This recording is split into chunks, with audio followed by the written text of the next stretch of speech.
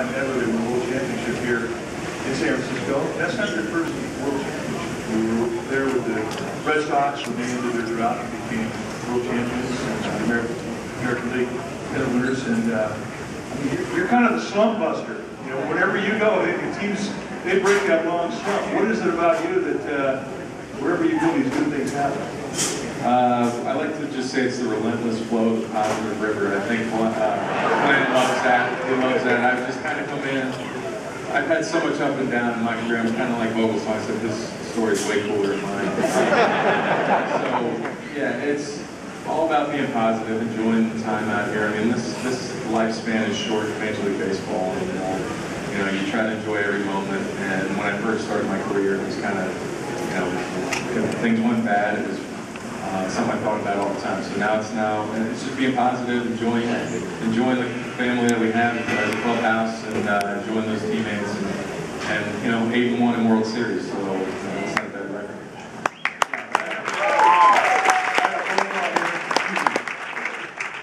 Jim Hendry with the Chicago Cubs. He wants to know if you go to the Cubs.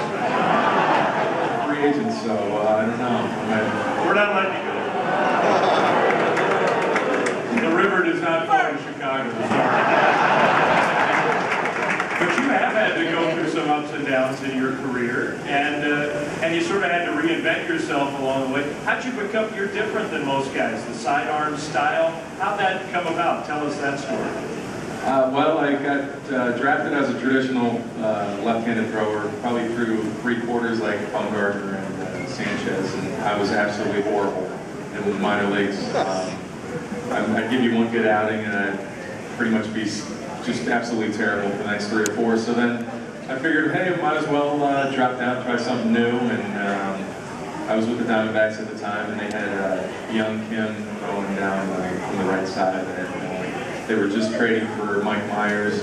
So they weren't opposed to trying some different arm angles, and I went out there and basically tried to it was either going to end my career or I was going to see where it went. And next thing you know, I'm pitching in the big leagues for the last 9 years, so it's been going well.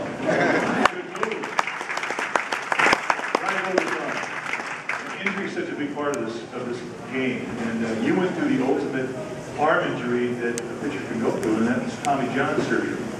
Now, before you went into surgery, you were a guy that threw 95 plus, big football, and you know you can still throw 95 plus. Tell us about the transition coming out of Tommy John surgery. Did you notice it was different right on? How long did it take you to get back to where you were full bore? My Tommy John was actually a little different than the traditional. I did it on one pitch, which is pretty rare. It's usually time after time, it just wears down and finally goes. So I actually came back in 10.5 months because my injury was really fresh during surgery. And the hardest thing about Tommy John is you can't rush it. There's a pretty strict protocol on what you have to follow. And if you try and rush that, that's when guys get re-injured, and it's just a tedious process because you can't go faster.